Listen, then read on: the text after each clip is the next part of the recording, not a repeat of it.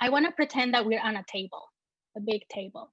So we're going to go around the table, and I'll go first, but it will be in your name, even though we all know each other's names. But we're going to do the name. The second question, how do you describe yourself culturally? And then the third question, what culture do you prefer to identify with? So I'll go first. My name is Evelmyn, as you all know. And how do I describe myself culturally? I may be breaking my own rule, but I'm gonna go with Mexican-born Christian woman. And that's a whole image, right? And how do I want to identify or prefer to identify with? I'll go with Mexican. I've been doing a lot of thinking as All Saints Day is coming up, and Dia de los Muertos. So I've just been thinking a lot about my Mexican identity with that. So I'll go with that. So we're gonna go, we're gonna do mutual invitation. So I'm gonna invite Hillary, and then Hillary will invite another person. Sorry. Jonathan was just reminding me of the 3 questions. So my name is Hillary. My culture, I would say, is a mix of Scottish, Irish, and then kind of like a mix between Colorado culture and then East Coast culture. And so I have a little, and a small town East Coast, so a little bit of that mix. And also women. And then I wasn't sure what the third question was. What culture do you prefer to identify with? I have to pick one. Sure, what up to you, yeah. I would say all those things and Christian culture too. And I would even say, even though it's a dirty word these days, I'd say evangelical Christian. And I would invite my husband, since we're unmuted. My name's Jonathan. I identify as a primarily rural German, Swedish Christian. And I probably would tend to identify a little bit more closely with my rural roots than any of the other identities that I probably have. And I invite Mark Washington. What are you afraid I'm going to invite you next? Don't invite me. Okay. Hi, I'm Mark Washington. It's an interesting question. I think I don't get asked it very often. People just look at me and assume I'm a white guy. But I identify as kind of Midwestern nomadic growing up, white Christian. And in terms of, it sounds like I've got to pick one. Okay. Well, what I strive to identify with is Jesus, and to try to become more and more like him, which I realize there's different cultural lenses through which we might view who he is, but that's what I strive for. And I will pick Pastor Mandy.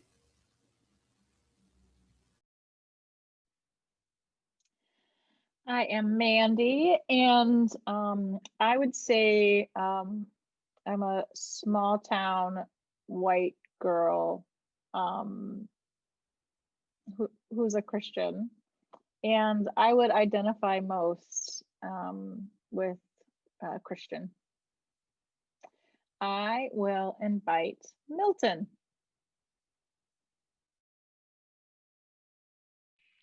Okay, please forgive me for being late to the meeting. If you could just refresh me with the question again. Name, how do you describe yourself culturally, and what culture do you prefer to identify with? Okay, so I know that Christianity is not a culture. I identify myself with the African American inner city Black culture.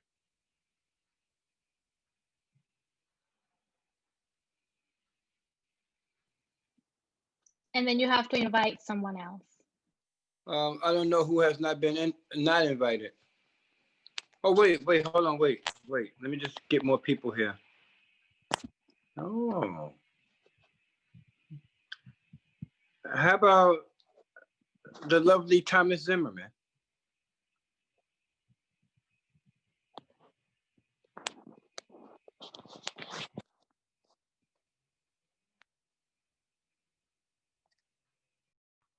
Sorry, trying to use, I got sun coming in here. I knew you were going to pick me, Milton.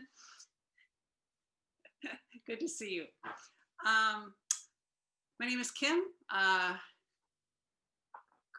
Grew up a Midwestern, white, pretty conservative family. Boy, who to identify with is, why do I feel weird about answering that?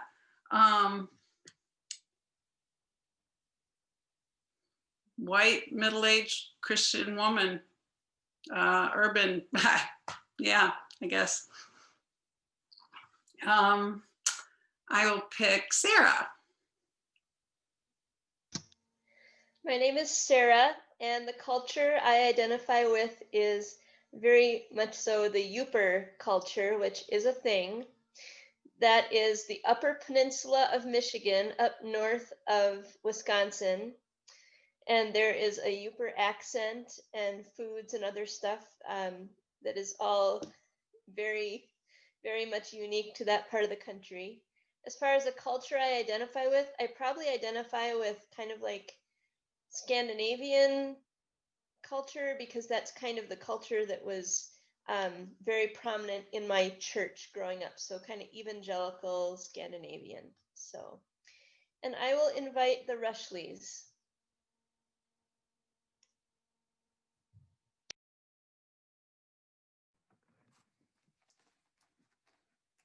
All right, so I'm Renee, and this is a good exercise that I need to grow in. I would say Midwestern, urban,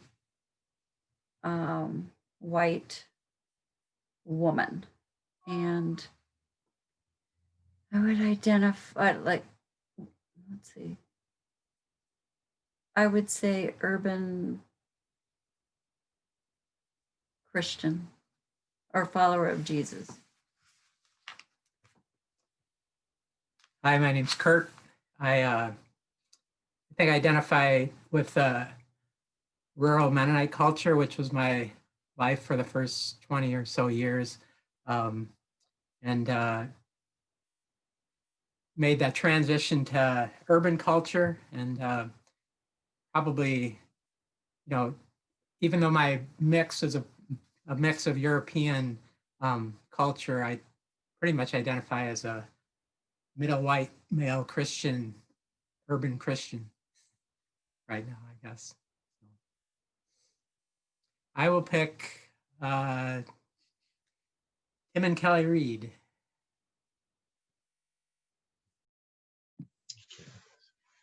Okay, I'm Kelly.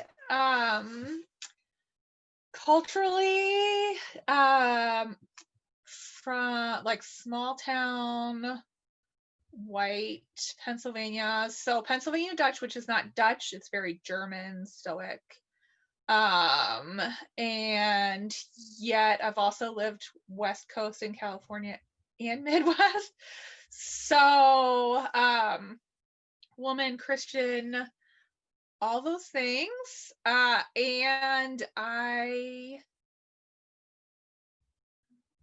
struggle to figure out what I identify most with. I very much feel like I don't fit into a lot of the culture of my past, and yet or my present. So, yeah. You could go. You gotta pick one. I don't know. Sure, Christian, I guess. Okay. Sorry, I just wanted to corner her, that's all. In front of all you. Tim, I was raised in a multicultural family. My mom was Puerto Rican. My dad is Western European white. I grew up in the suburbs, so very suburban culture. My mom always told us growing up, like, she came from Puerto Rico, that, you know, in order to honor the culture that you that accepted you, you adapt as much as possible to that culture. And so I would say, for the most part, like, I have the Puerto Rican like in the white, and I would say I probably most identify with, like, at the growing up white suburban, but now I've like transitioned to urban. I've lived in cities for last, I don't know, 15 years or so. So white urban Christian is sort of how I would identify. And since Mark was not allowed to volunteer Amy, I will volunteer. I will call on Amy. You're just racking up a lot of the points here, Tim. Thanks, Tim. I am a Chinese-born female from Hong Kong, and I identify definitely with my Chinese culture and have been really delving into that lately, but also within the context and confusion of white culture that I was also raised in, and it's been challenging. Did she write something? Who? Evelyn, are you trying to show me something? Oh, okay. And I want to choose Dora. Well, I identify with suburban white upper class, and I don't want to continue to identify. I've become, you know, I've chosen urban, not, I mean, you know, I don't know if I can say, I'm still upper middle class, I think, how that goes, you know, it's like, if you make above what, you know, are you considered that? So I haven't escaped money as much as I might have hoped to have escaped. It's kind of a funny thing to say, but yeah, I feel like the culture that I identify with most is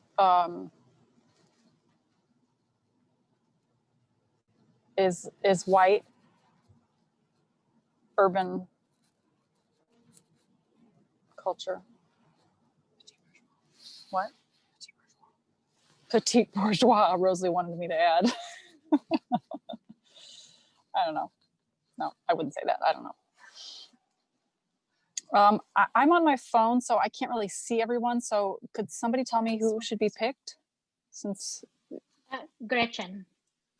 She's our last.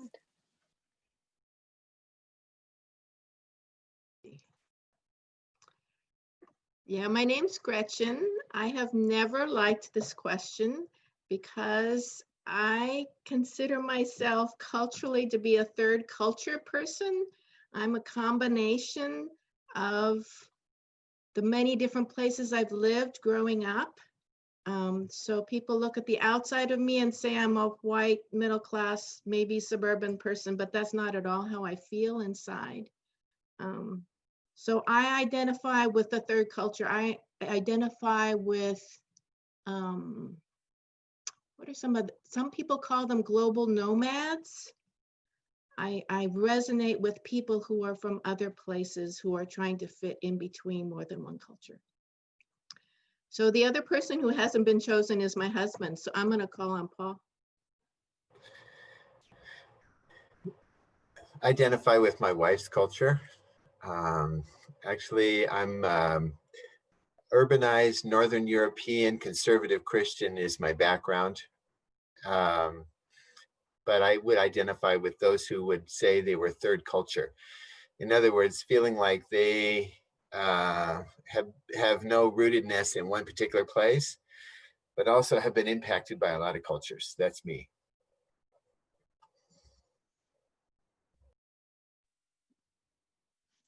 Great, thank you, everyone. Amy, I was looking at my notes. That's what that paper was.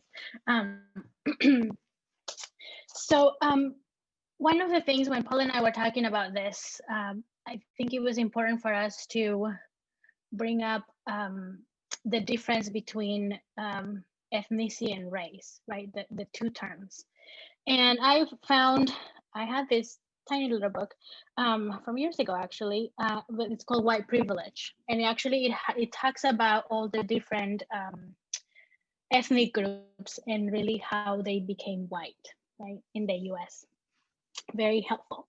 And in the book, it talks about how, and we share about this, ethnicity is the source of culture, right? It describes the aspects of our heritage that provides us with mother tongue, and that shapes our values, our worldview, our family structure, our rituals, the foods we eat, our music, pretty much our daily lives.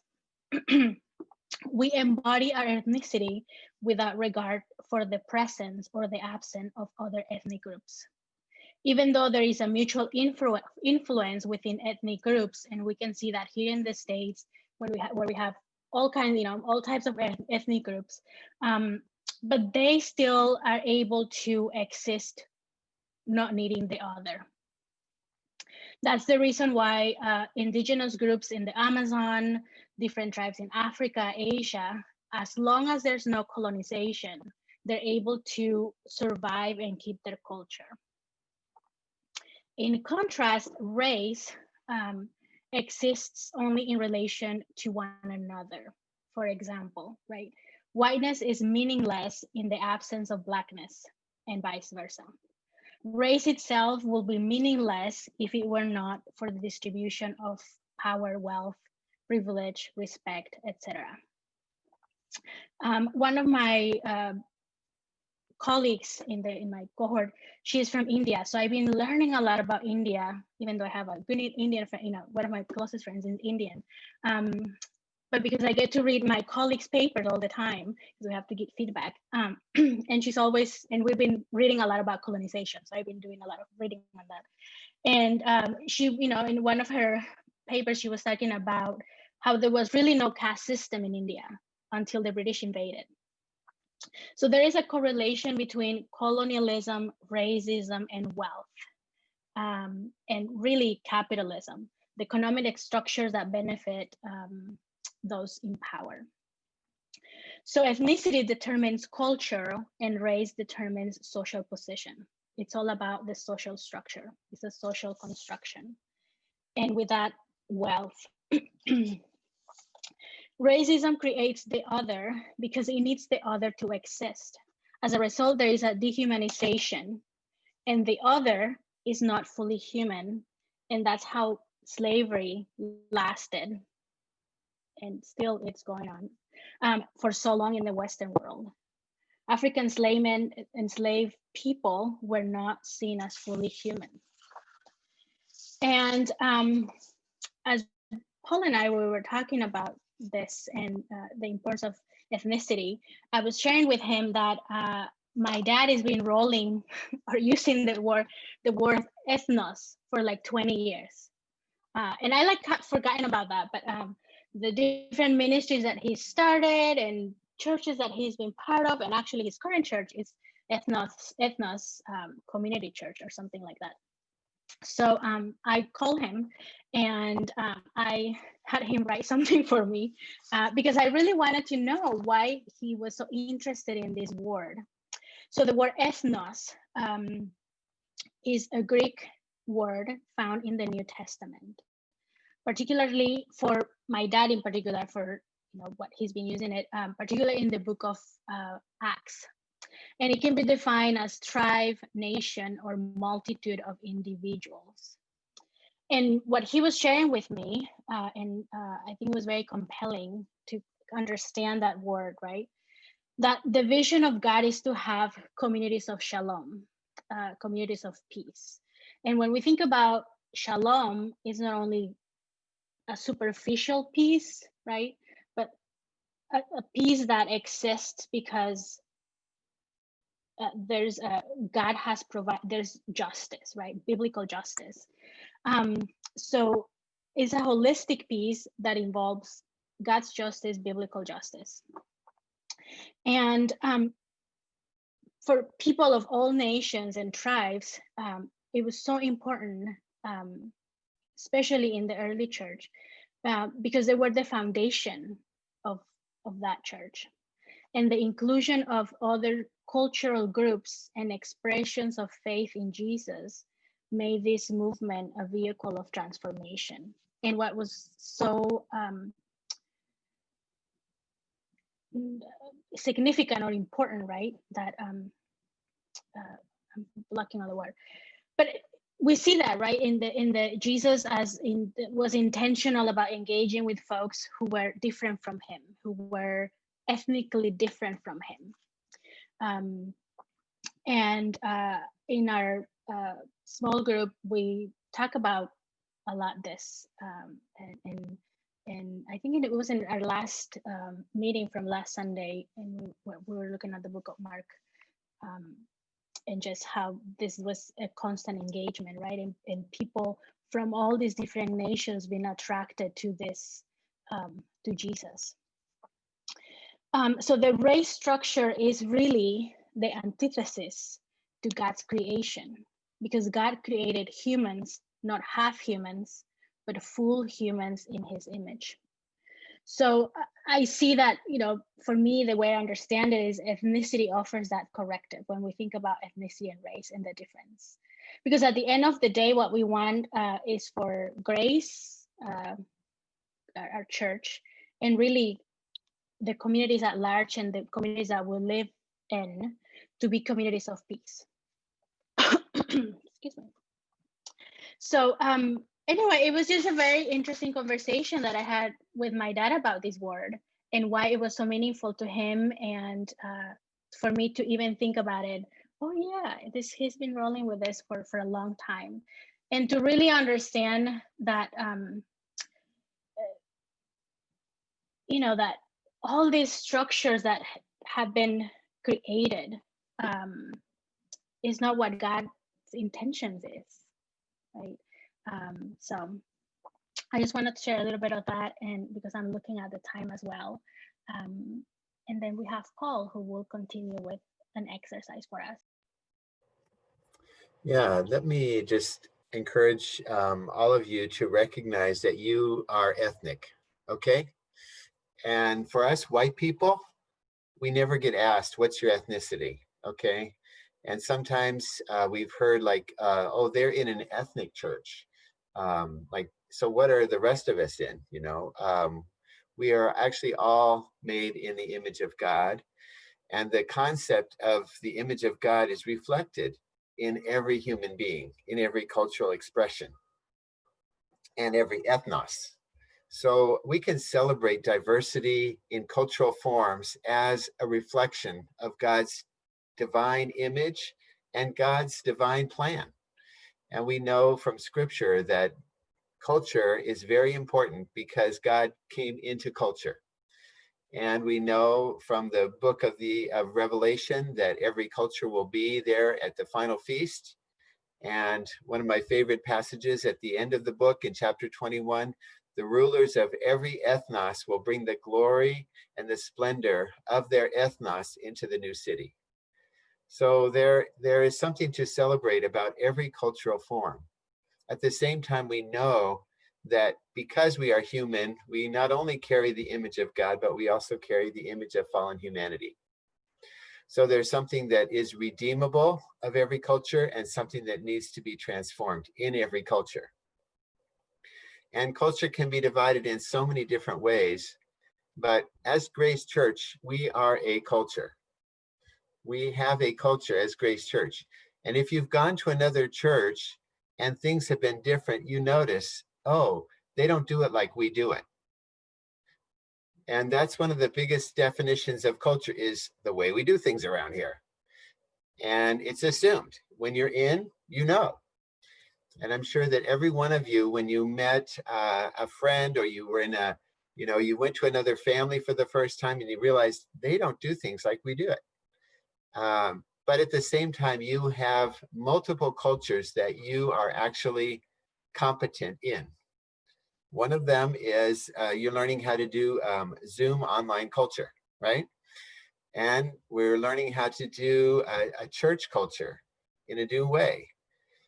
We have a certain urban culture, we have certain Christian culture, we have certain family culture. It's all around us. So I just want to encourage you, I'm not going to take the time to do an exercise, but you could be thinking about all the cultures that you are actually competent in right now. Because the IDI tool makes you feel bad. Okay, let me just put it out there. If you didn't feel bad before you took it, it makes you feel like I really don't know much at all. And the way that the wording is used makes you feel like I have a lot of work to do. And that's intentional because it is a developmental tool.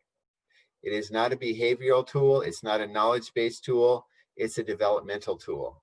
And if you follow the developmental theory, the theory is that if you see something in that profile, whether it's your personal profile or the Grace Collective profile, that you can say, yeah, that is the way I tend to react. And then you can say, I want to do something about that. That is the developmental moment. That's when the tool becomes useful. If you can't identify anything in the tool, then it doesn't have much use for you.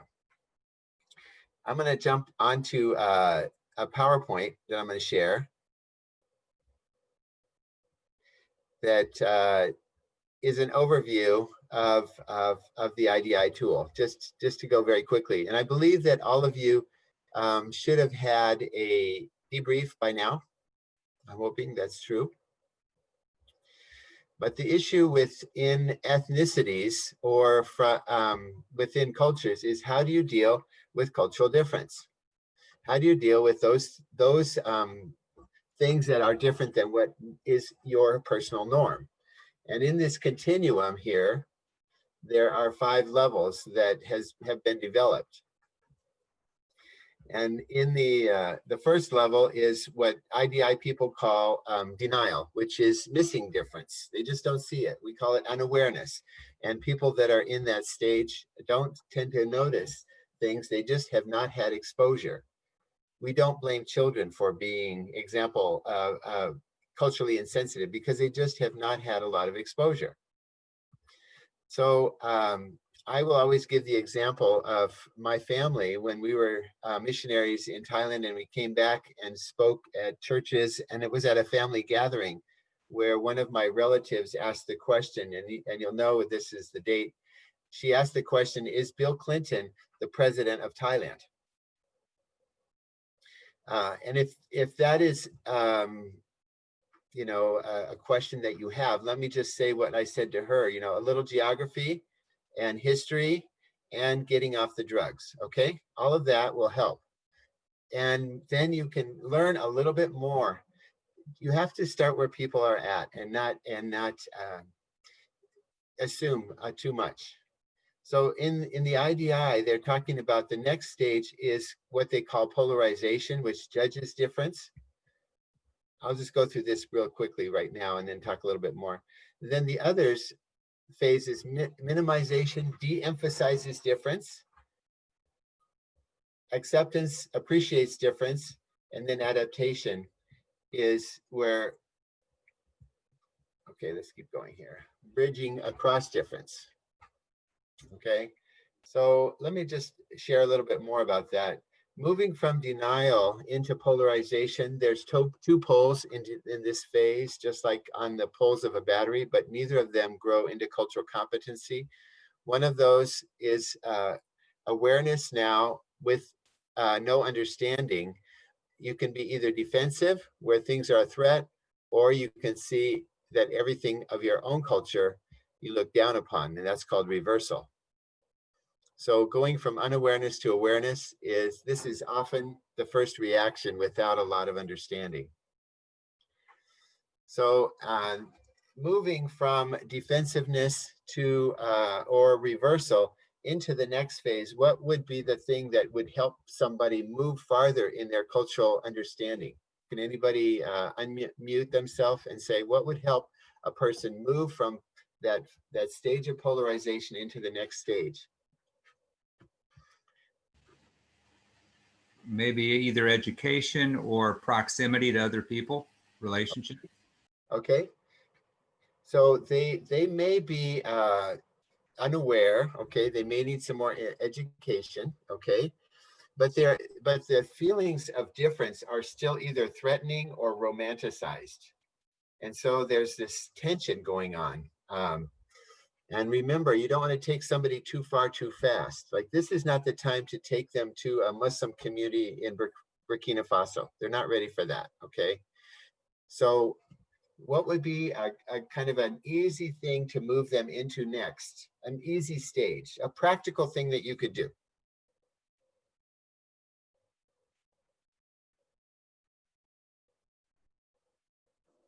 Have a conversation with them. Okay, about what? About who you are. Okay, okay. What you believe, what I think. Okay. That would be a good starting point. People that are defensive or in reversal may find it threatening if they don't know anything about you, right? So what they, if a stranger just comes up and says, tell me all about yourself. Not everybody is open to a stranger talking like that. So before they can spill everything out, there's something that has to happen. What about like, sharing a movie together or something that has topics of race and then talk about it kind of objectively? Oh my gosh, there's a bug like that. Sorry. And then talk about it as like a topic objectively instead of having it be directly related to you at the time. Okay. Okay. That could work if they're ready for it. Okay. So Paul, are you saying that kind of like the person needs to recognize that they're wrong? I mean, well, before they recognize they're wrong, and because at this stage they think everybody else is wrong. So how can they get rid of that feeling of defensiveness? How about developing a friendship with someone, like investing in a relationship so that they know you, so that then you can watch a movie together and have honest conversation, like have a conversation like Milton said. Okay, let me back up one more step. Let's say that there's a problem, there's a conflict going on. What is going to help resolve the conflict? Does it have to do with them being heard first or something? Well, before we can solve anything, we have to have something in common. Well, dialogue helps, and also spending time in the other person's culture. So here's what a person who's in polarization needs to find: something in common with the other person. They have to find some commonality. Before they can spend a lot of time with somebody or be willing to invest any farther, they have to find something in common.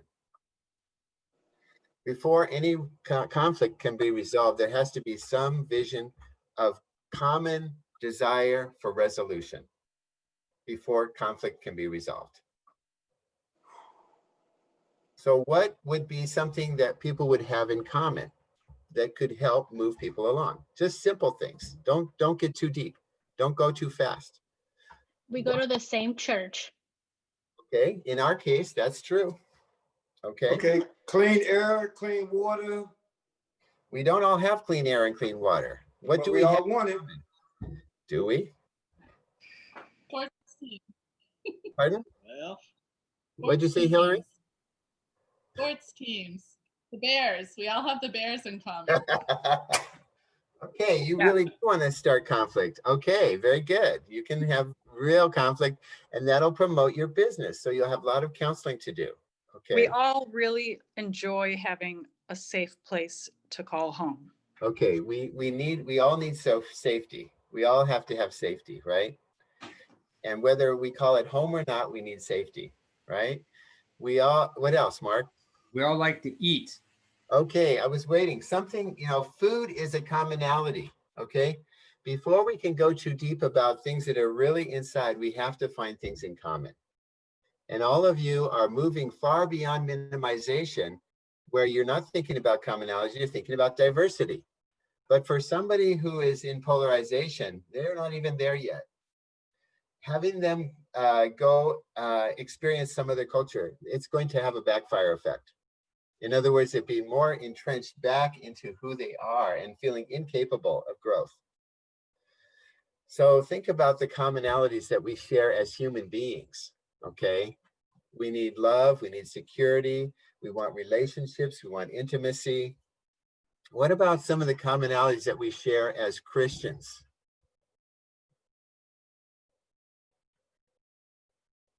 What do we have in common as Christians? That's biblical commonality. Jesus. We all have sin. Okay, we all have sin. Okay. Jesus is the Sunday school answer. Thank you, Pastor Mandy. That's right. Jesus loves us all. Okay, we could say that we're all created in the image of God. Those are biblical commonalities, okay? So a person that is in polarization needs to find a place of things in common, or they can't go any farther. I like Milton's answer. It makes me think of how successful AA groups have been, and that brings together people from all walks, but they have something in common that they're trying to work on together. Exactly. So having a group with a common focus brings you together. I think as Grace, we do have Jesus together as a commonality, and that pursuit, and some of the other things that we talk about, being unfinished and growing in Christ and mobilizing together. Okay, so what is the problem? Oh, let me say one more thing about minimization, this phase here, that it comes from two places. It comes from the dominant cultural position or the non-dominant cultural position. We can find commonalities and we can stay there and be very happy because we've come all the way from defensiveness now. We're not threatened by difference. And so here are some of the phrases that we hear when we go, when a person is in this phase. I don't see color. Okay, so who says that? A person who's from the dominant culture or the non-dominant culture? Dominant. People who've never been asked, what color are you? People who've never been asked, what ethnicity are you? People who've never been asked, can I touch your hair? Okay, those are all, I don't see difference. We're all the same. So what is the problem with staying in minimization?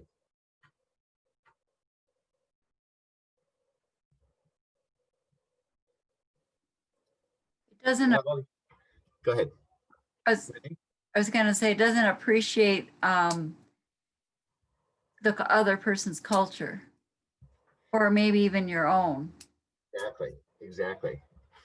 So we lose the enrichment, we lose the engagement. I believe we even lose that. We become very narrow in our own view. And it can be our view of ourselves, it can be our view of others, it can be our view of God. All of those things are minimized. What do I mean by a non-dominant minimization? How can somebody who's from the non-dominant culture minimize themselves?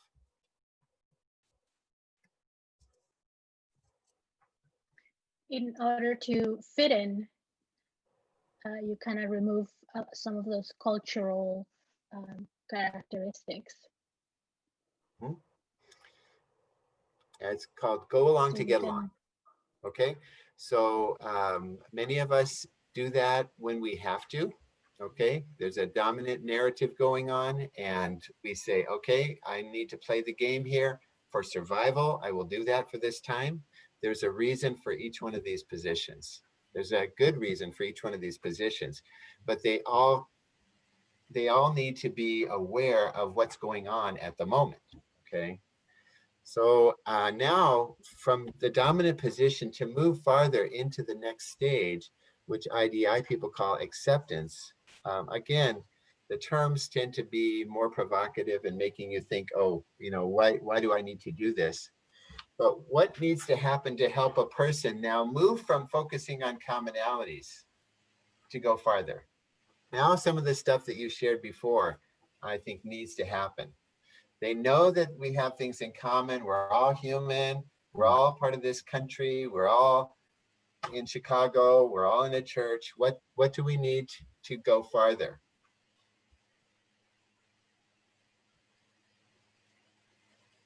Sharing each other's stories. Okay. Anything else? I mean, I think having a deep understanding, a lot of knowledge about the disparities and the inequities, because so many of us are completely uneducated about that. That's great, because in the IDI language, they talk about acceptance is the knowing stage, okay? This is acknowledging differences matter, okay? And we could put that on a t-shirt too. But that is why Black lives have to matter. That is why these other cultures matter. But the problem is when you're in minimization, you think there's no difference. That's why people argue against those differences mattering. And in this phase of acceptance, there's a lot of questions. And there's three words that help me understand this phase when I think about it. What is the goal in understanding this other cultural context? What is my role in this new context? And how do I move into it without losing my soul? In other words, how do I not lose myself as I grow into this other context? If I feel that I'm losing myself or something is threatened, where am I on the IDI?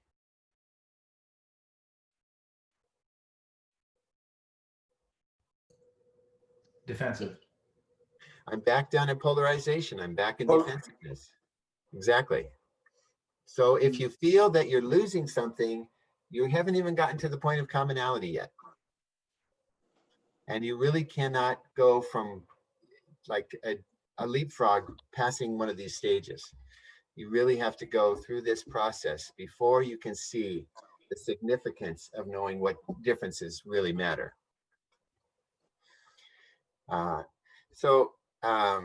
Comments about this or questions before I go to the last one? Can you just answer me one question again, Paul? How does a person actually get from minimization to acceptance again? How? Recognizing that differences are more important than focusing on commonality. And that can move you towards acceptance? If a person is intentional to say, yes, we have things in common, but there's some significant differences and I need to know more. Okay. If I only stay at the level of commonalities, I don't need to know any more about you. We're all the same. Mm-hmm. And I read you through my lens. So I don't see color. You're just the same as me. You have all the opportunities I do. You're just the same. Mm-hmm. So I have to recognize your perception, your experience, your life is different than mine. And that's just the recognition that I just have to come to, and that can move me. Knowing, okay? And it takes intentionality, and it takes time, and it takes going through some personal discomfort of chaos. Okay. Because I can stay very comfortable in minimization. Yeah. We're all happy there in the same place. Mm-hmm. But to move beyond it is an uncomfortable place. Evelyn, do you want to say something? No, I'm just laughing at myself, but because I mean, it's hard, right? When we are in this political climate And it's like, I just don't want to talk to the folks on the other side.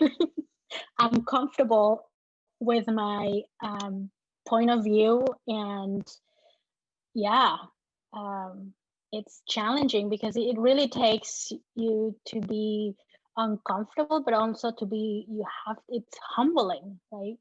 And it's very hard. Exactly.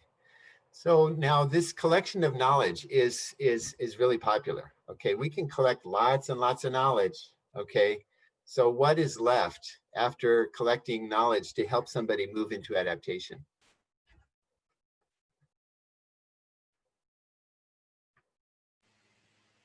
Maybe deeper relationship and then action. Okay, thank you, Mark. It has to be, you have to put feet to it, okay? Doing something. I think in the sixfold test that the Evangelical Covenant Church is doing, they talk about practicing solidarity, okay? So it means not just knowing more and more and more, gathering more information, but actually doing something. And it means continual self-growth, self-awareness, and self-care. It means being sensitive to people who are asking questions like, is Bill Clinton the president of Thailand? And having a dialogue with a person like that. Or let's put it, having an understanding that somebody who's a Trump supporter that I may not agree with is in my family. And I have a chance to talk with that person. Okay, when we talk about the conflicts that we have, these are when the values of our culture come to the fore, right? So this is not the end point of the game, the adaptation phase, but it is a growing awareness of new frameworks so that you can say with integrity, I feel an affinity with this group. I feel a special bond. And the main part is that the people from that context that you may not be born into would say, yeah, you do understand what we stand for. Could you explain us to other people? Could you explain why those people do that? Hey, Paul, a quick question just on the diagram. So the polarization, people either go to being defensive or the reversal, the minimization, dominant, non-dominant. But what the acceptance and adaptation, those aren't two, like going north and south, for lack of a better way to put it. Going towards goal, role, and soul is not different from knowing, like, okay. No. Thank you. No, it's not. And your comment reminds me of something. As we go back to minimization, minimization people want change, okay? But they don't want to change themselves. The minimization is a position that says we want change, but we don't want to change anything about ourselves. In acceptance, it's recognizing that change will have to take place with me. This is always a question about the IDI, who has to change? Because if you look at the word adaptation there, people who have spent their whole life trying to adapt to a dominant cultural narrative, they don't see adaptation as a goal. They see that as another form of cultural oppression. So I prefer another term, which is the word affinity. Not infinity, but having an affinity with another cultural group that's different from my own. In other words, a growing awareness that this is an enrichment in my life. This relationship, this participation, this group is helping me understand more about myself and about others and about God and my place in the world. I want to show our profile as a church. But before I do that, any other questions about this stages?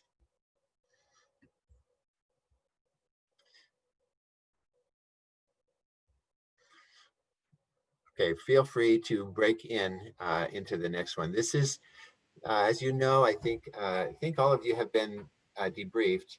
So we have two profiles, the perceived orientation and the developmental orientation. The perception of where we see ourselves is the perceived orientation. And this one expresses our intentionality. So as a collective, I forget, 42, 43 IDIs came together from Grace. And these are all a combined collective profile of our church. So we see ourselves as moving right there, well into acceptance, moving into adaptation, okay? So when we have the opportunity to be intentional, I believe this is where we try to strive to be, okay? Our answers in the way that we answered the questions for the developmental orientation, the way our development has processed us or has grown us is right here into minimization. So what does this mean to you when you see these two?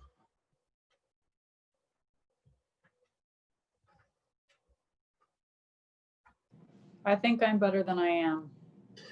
And that's very normal. We always think higher of ourselves than we ought to. We always think that way. Anything else?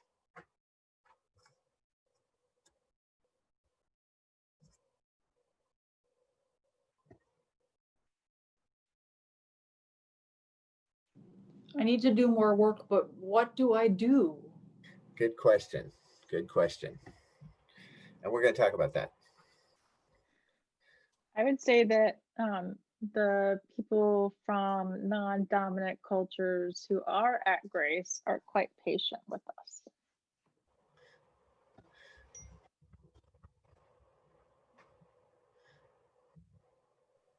Thank you. Thank you for because we think we're better than we are.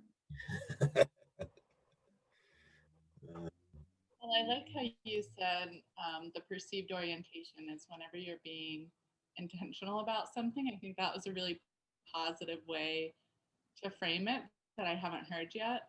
And I like that because it gives the opportunity for us to just be more intentional. And if we can be more intentional, we can get to where we're looking towards. And so I liked your phrasing of that. Yeah, I don't agree. I don't believe that the top one is a false profile and the bottom one is the true profile. That's not the way I interpret these two. I believe that individually and collectively, we move between them all the time. And one of the dangers of having these kinds of graphs is it looks very static, but we're moving all the time. Moment by moment, we're going up and down. Sometimes, you know, in your home, in your own relationships, we may be defensive, we may be in denial, we may be in adaptation in a moment's, you know, but we move between them. So at our best here at Grace, this is where we perceive ourselves and we can be this way. Sometimes when we go back to the knee-jerk inbred reaction, it might be in minimization. So let me ask, you know, thank you for your comment, Pastor Mandy, that those who are non-dominant in our church would have patience with us. How would you say that we as Grace express minimization from time to time? Or do you have an example?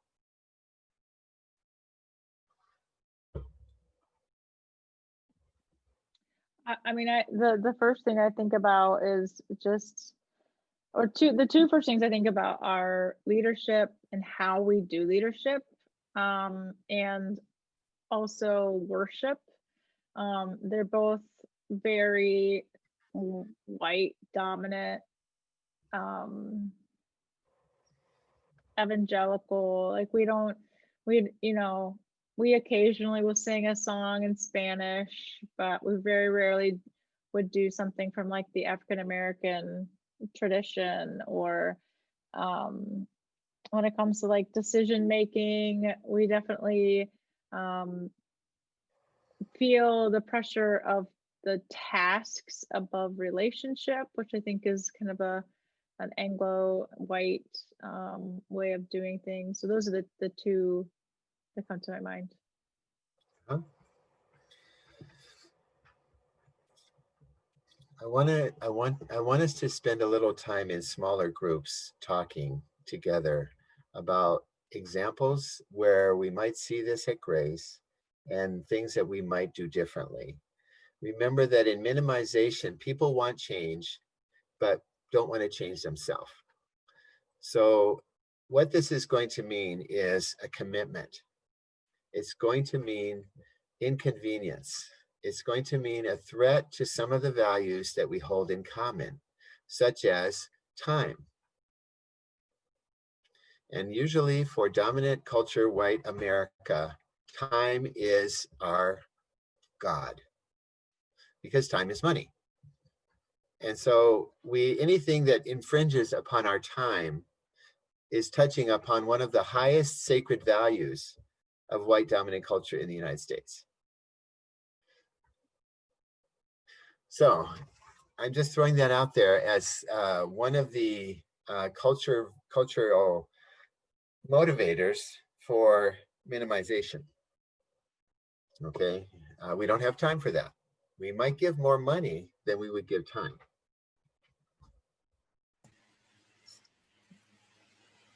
Comments?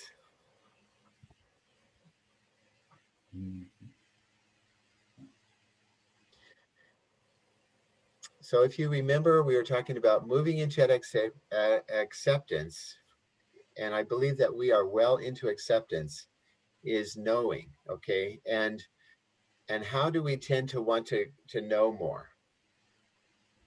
What do we tend to do as white people when we want to know more? Read a book. Read a book. And we are a book culture, okay?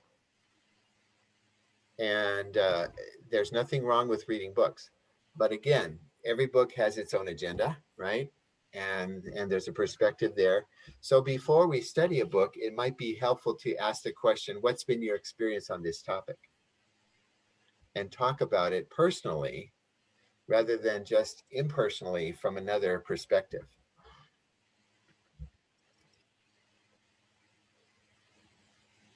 I want to give you time to break out in a few groups and just struggle with, okay, what do you see would be helpful for Grace in moving together? And you can take this individually with your own IDI results, or together as a group. And then we'll come back together after a few minutes.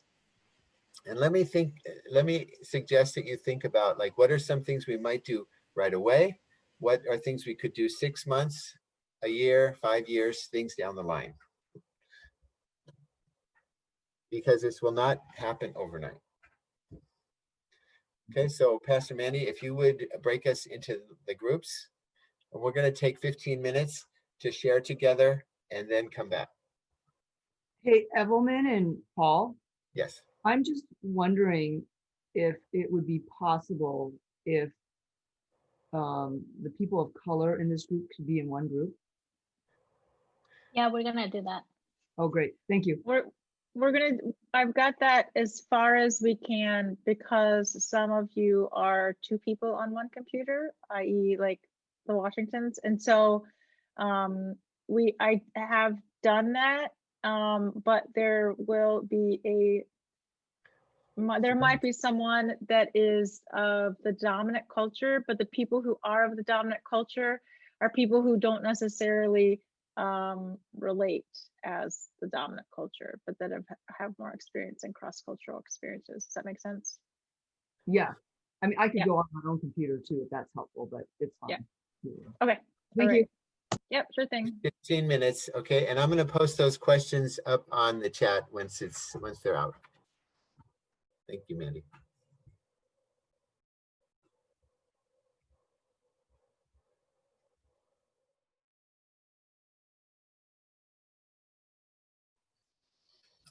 Okay, welcome back, everybody, as they all come back in.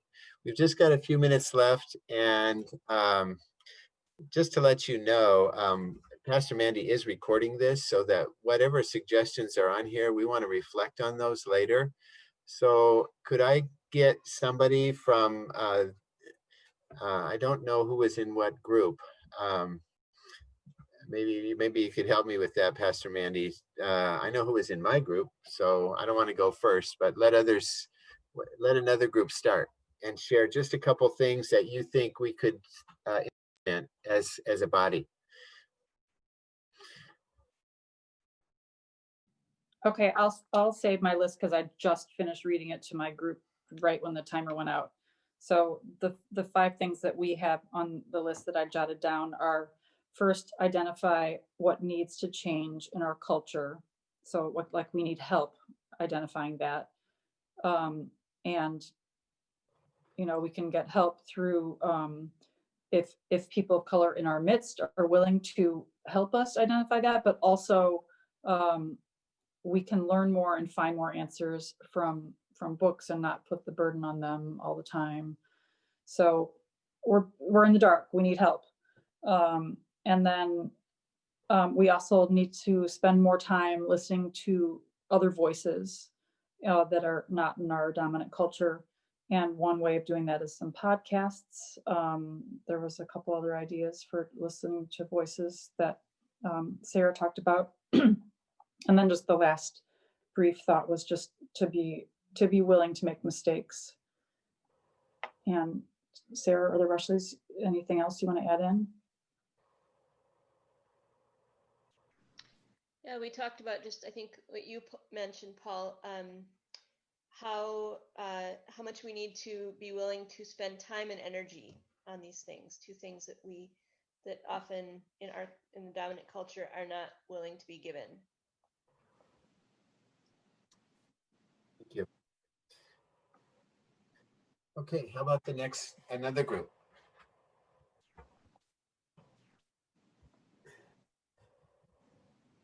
It can be my group, but I'm gonna put Amy on the spot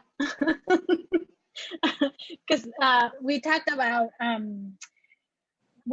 acknowledgement, right? As people of color, because we're in that group together. Maybe this is gonna be more me than Amy, but I think acknowledgement of the pain, right? For the things that white people do not recognize about the rest of us. And that's important. We really didn't come up with a list of things, but Gretchen mentioned about recognition, power. That was one thing, and that it's just so complex. And then it got cut off when Mark was speaking, and I don't know if he had any more action steps on that.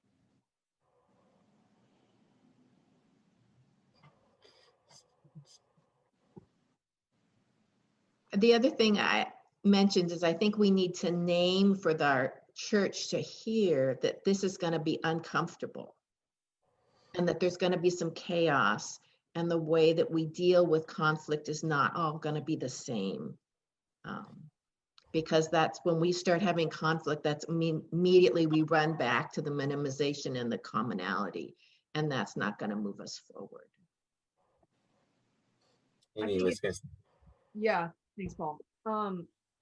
We also talked about how it's important to care for each other in the midst of dealing with something so sensitive, but at the same time, we don't want it to be this, oh, let's tiptoe around each other. Let's make sure we don't hurt anybody's feelings. Let's be so careful. I think that the other piece of it is that, yes, knowing that we care about each other, but at the same time that we're going to mess up. I'm going to offend somebody or I might hurt somebody, but to remember that it's not about getting it perfect or right, but to be willing to come back to the table and to repair and to move forward, because none of us are going to get it right. None of us are perfect at this. And to expect to mess up, to expect to know that, I'm going to have to say sorry, or to go to somebody and say, hey, that really hurt me. And to be vulnerable in that way. And then, also to not be afraid of people's emotions. I think people of color have been keeping it in for so long that it's okay to let them be pissed off. It's okay to let them cry. It's okay to hear their story and be like, oh my gosh, how long are they going to talk? Well, too bad. we have had to suck it up for so many centuries, Black people especially. So listen for a while, you know, like I feel like, you know, those kinds of discomforts, it would be helpful to know that this journey is going to take a lot of discomfort, and to be okay with it and to be prepared for it, but to also know that it is in the, you know, atmosphere of we love each other and we care for each other, and we're doing this because we love and care for each other and we want to move forward. Thank you. Thank you. That's really powerful. Okay, was there anything else from that group, Mark?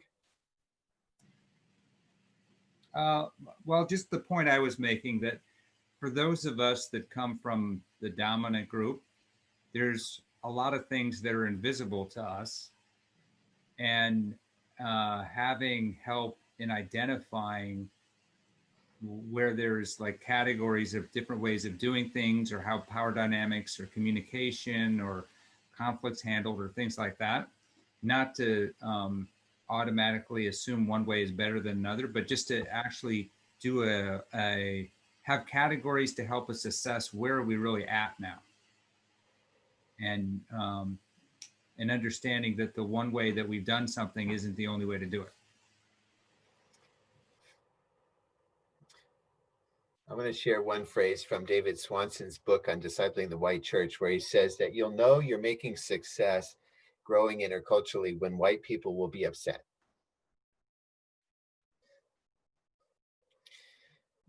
And I think that's pretty much what the kind of social crisis that we're in right now. White people are being upset because they are no longer in control. And there's a fear of defense, of losing that, and the defensiveness rises up. Another group, was there another group besides our group, Mandy? My group? Yeah. David, tell me. I feel like we can't really add anything to what Amy said, but that was just, I mean, I feel like, you know, impotent. But we kind of riffed on Mandy's observation about basically our programming up to now, and talked about, it didn't get very far in terms of like concrete recommendations, more just like observing like the ways that we do, you know, alienate or do the minimization piece. And so the one thing that emerged sort of kind of at the end was remembering Troy's testimony about his being in Spain, and the moves that they had to make to adjust to how Spanish culture is, and, you know, staying out late on Saturday nights and so on. And so it seemed like that, coupled with this moment we're in, changing our format, you know, provides an opportunity to dig in there somewhere in terms of how we do our, you know, programming, or do less of it, I guess. But again, it was just focused on that piece of it, and not so much the other, maybe much more impactful ways that other people have shared. But yeah, anyway, that's kind of where we're in. Is that fair, team? Okay, thank you. Kim, did you want to share something? I just one thing we did talk about too is just how our multicultural or diversity seems to be mostly with our kids, and that how we're meeting those needs. Especially for me, I've been thinking about, as these kids get older and they start identifying with this culture that they came out of, but they maybe don't remember a whole lot of, but they're maybe dealing with Black kid and white family, and they're teenagers too. And yeah, just how we're there for families with that, and the kids. And I know, like right now, it's like really hard to do any of that. But I think I've just realized it lately as I have talked to a few parents in our groups that have kids that are getting older, and I just think about that this has got to be a struggle for them and the parents, and yeah. Well, that's a perfect segue into what our group spent most of its time talking about. But I do want to ask if Hillary and Jonathan, if you want to add anything. No? Okay. I'm going to ask I don't know if Tim and Kelly, if you can open up your mic. I know you have family conversation going on there right now. Maybe we'll come back to that. There's a lot of stuff going on in the Reed family right now, but really good comments. Milton, do you want to share some of the comments from our group?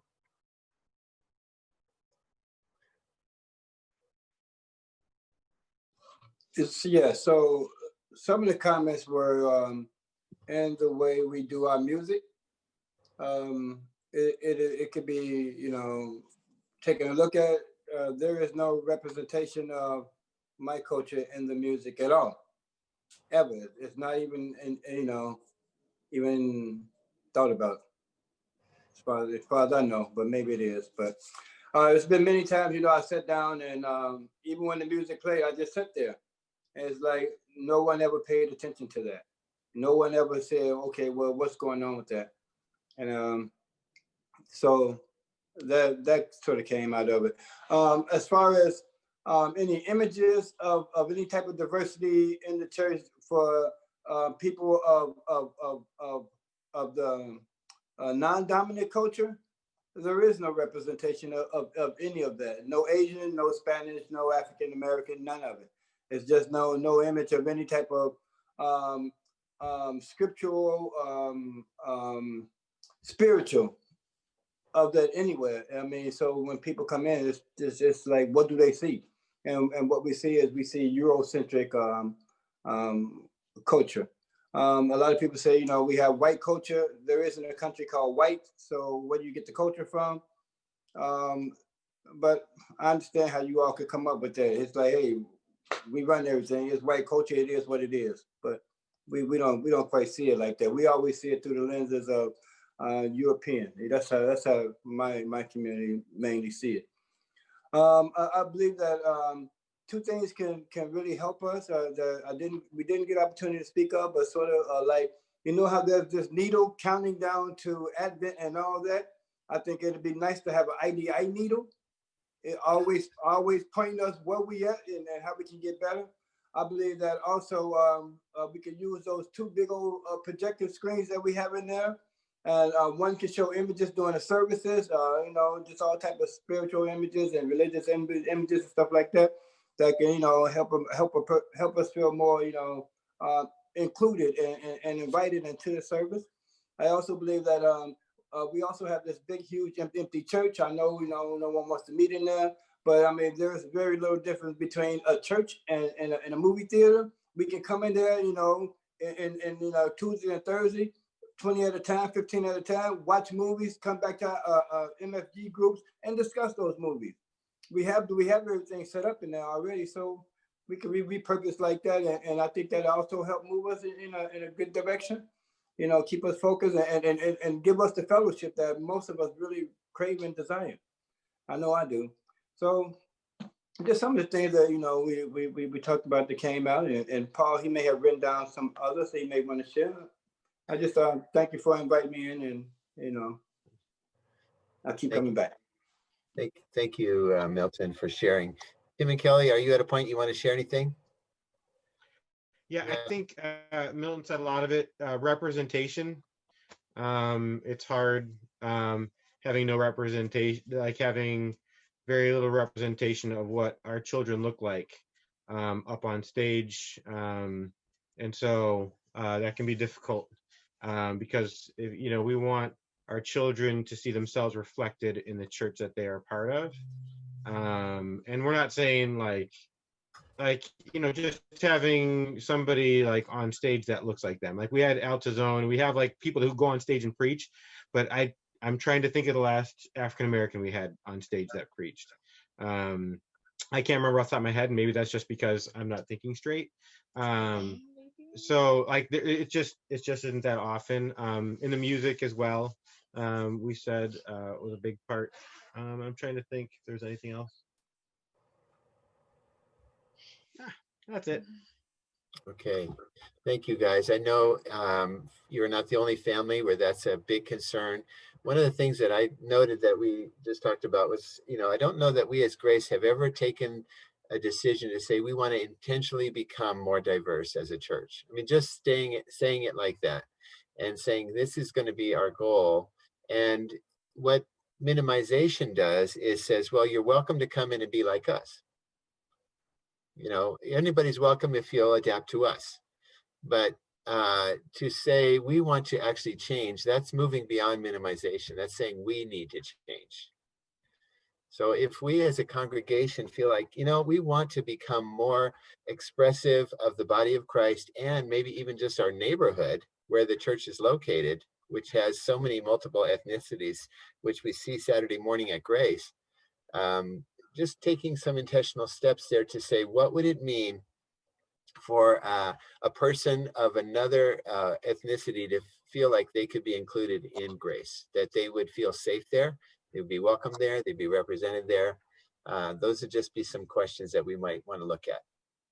Can I just add something in? Something that our breakout group touched on was just how the emphasis, I think this was, agreed among the three of us, shouldn't really be on let's be a more culturally diverse church, but how can we create equity in our society? That's first. And worrying about our church becoming more culturally diverse is secondary to the more pressing needs in our world today. And how can those changes are more important to focus on rather than our body, who's in our church. I mean, we can certainly address, making people more comfortable in our setting and be better in lots of ways there. But, Sarah's point about, African-American churches are oftentimes a safe place for them where they don't have to conform to the dominant culture, and just a small example for supporting what I'm talking about. We are in the midst of a huge culture shift in the United States, and I agree with you that we need to address that. But I think it could start individually, with our own decisions within each one of us, and making that determination. Okay, are we going to be intentionally more welcoming to people of other places, or are we happy staying with, you come in and be comfortable with us? That's just a decision that we've never talked about as Grace. And I think that the minimization piece shows we want change, but we don't want to change. We want something else to change out there, but we don't want to change. And I think it has to start with our own admission. I need to change. I know that I am not where I should be, and that God has gifted me with people and opportunities to change. So that's a question for us as a body to deal with. Yeah, I don't think we can do one without the other. Yeah. Because the other is big, and it's not going to happen right away. And so we also have to be working on our roots. Right. So, And it starts with the grassroots movement. Yeah. And Well, Paul, yes. Paul, can I also just, and I totally think you're saying this, but I just want to reiterate. Yeah. Quiet, please. And I just want to reiterate too that being a diverse church isn't just about getting people of color into the church. I think you're talking about the hard work of we also first have to look at ourselves and change. And that's going to be the draw for people. It's not just getting people of color to just make our church look diverse. That's not the point. And so I think when you're talking about the hard work of that the goal isn't just to get diverse people into our church. The goal is for us to change and then see how God transforms our church. Amen. Amen. Yeah. Yeah. Evelyn, go ahead. Can I say something? Because I think what Dora said is important, right? And I think, and it has to be both. to me, and I think probably Kim already said it too. I'm sorry, I'm just like worrying about the time. These days, and my time is like but yeah, I think it has to be both, because as everything is attached, right? Like diversity and this race structure is so attached. It's society, right? It's a society thing, a structure, and then gosh, I lost my train of thought. But anyway, just to say that they're both important. We need to do the equity work, the justice work, as well as the diversity, from starting from within us, and then that just flourishes into grace. So. Yeah. Well, thank you everybody for participating in this debrief. The discussion isn't over, it's just beginning. And I'm hoping that everybody will take this to your MFG and bring it into the context of your other groups that you're a part of. And we're going to come back to, looking at this. Ideally, we would make a commitment. Okay, we're going to move in certain steps. And I think this is an important one. It's just to recognize, okay, we've got areas of growth that we need to move in. Just due to limitations of time, I think we need to close at this point. But I would appreciate comments. Evelmyn and I would love to hear from you, and I'm sure Pastor Mandy would as well. So I'm going to turn it back over to Pastor Mandy for whatever you want, however you wish to send us out. Yeah, thank you, Paul and Evelmyn, and each and every one of you for participating. A couple things are kind of ringing between my ears. One is something that Daniel Hill says in White Awake, which is that our goal as white people can't be diversity. Our goal has to be understanding and dismantling white supremacy. That it's actually when we do that work that we could say, oh, we want to be a diverse congregation, or oh, we want to be a more diverse and equitable nation. But until I acknowledge that I have been privileged because my skin is pink, and recognizing those all the ways that is true, and working towards actually sacrificing some of those things on behalf of others, that diversity is just tokenism. It's not, it might be nice and it might feel good, but it's actually not really changing not only our congregation but our society. Like, it's about us being willing to really wrestle and repent of and lament and then change those aspects. And that's a huge undertaking in itself. That will be our life's work, really. Like, we could if we would all invest in that could be, for those of us who are white in the United States of America, that could be our life's work.